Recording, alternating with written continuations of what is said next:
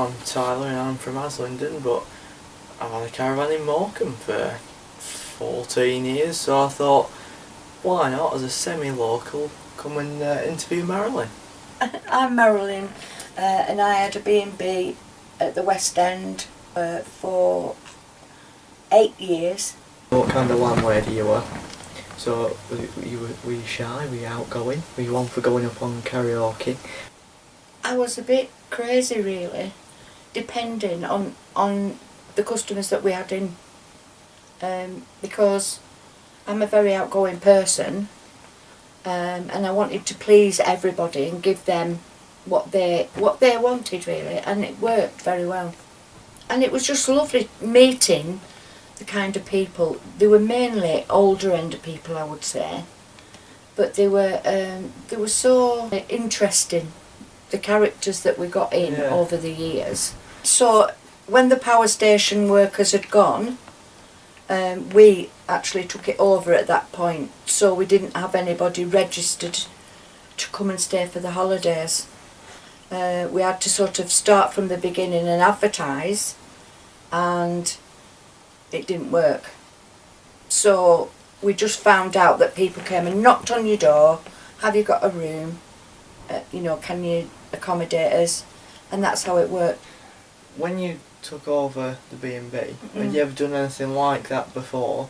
And if you hadn't, why did you take B&B over? At the time, my niece worked in a estate agent. I had obviously my family were in Morecambe, and she said, well, why don't you just come and have a look at a few and see what you think? So that's what we did.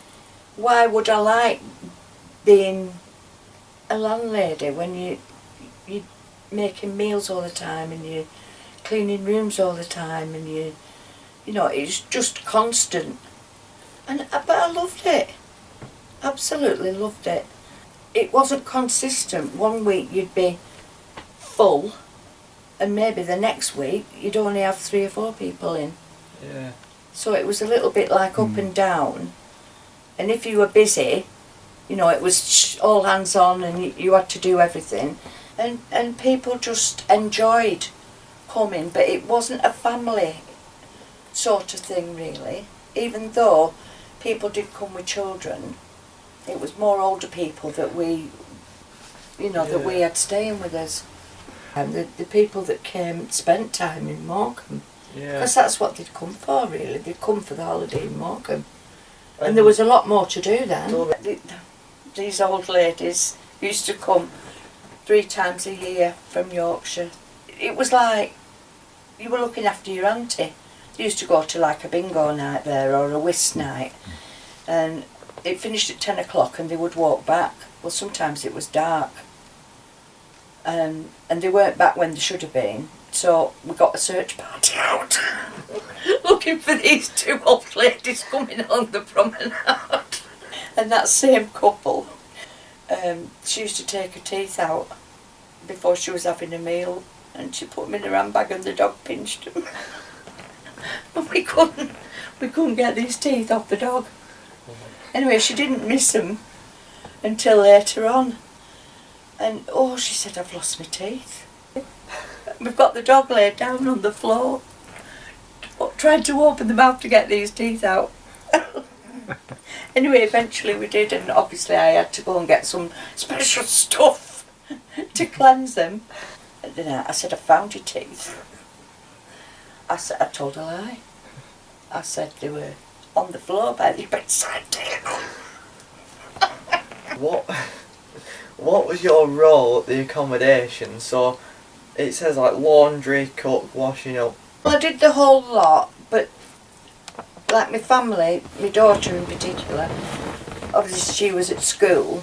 I mean, they sort of like waited on at meal times and that sort of thing. Do you know what I mean? They were in and out of the kitchen, and I had to make sure that it had been done right before I was happy about it. Do you know what I mean?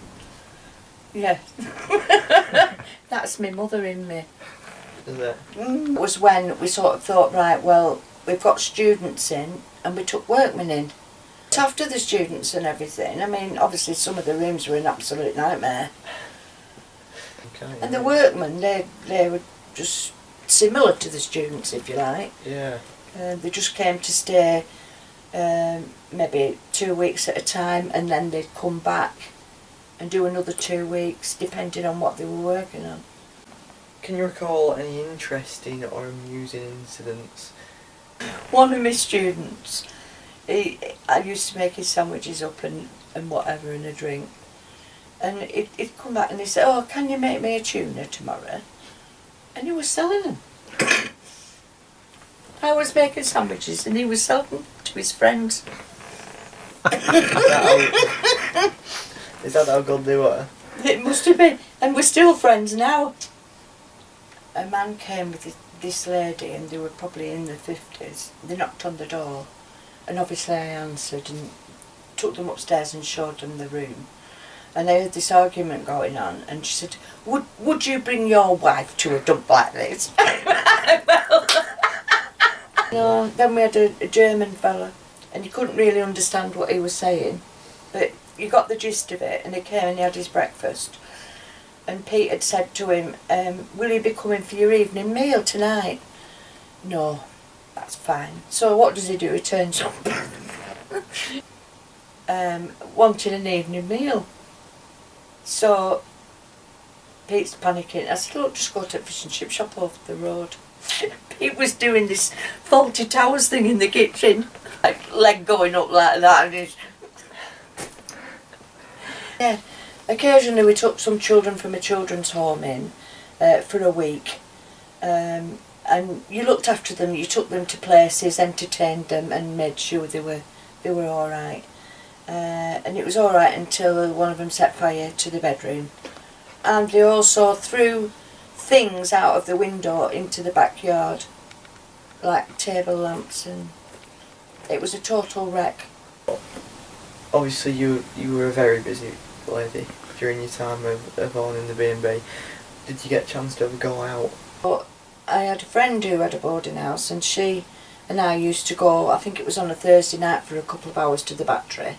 Alright, yeah. But I'd get back at 10 o'clock if somebody was having a cup of tea and cake. Yeah, the landladies used to have meetings, not all of them, but a certain group of them used to have these meetings, and you used to go to a pub or whatever and just sort of like pass on stuff that was going on, and were you doing alright, and you know, just things like that. It was quite good because you found out what other people were doing, and it sort of like helped you a bit as well. It made a big difference to my life. It helped me communicate more with people, and I suppose it was part of making me the person that I am. Because you're learning as you go on in life, aren't you? Well, as I said, it had ups and downs because of the people, but in general I would do it all again. I would.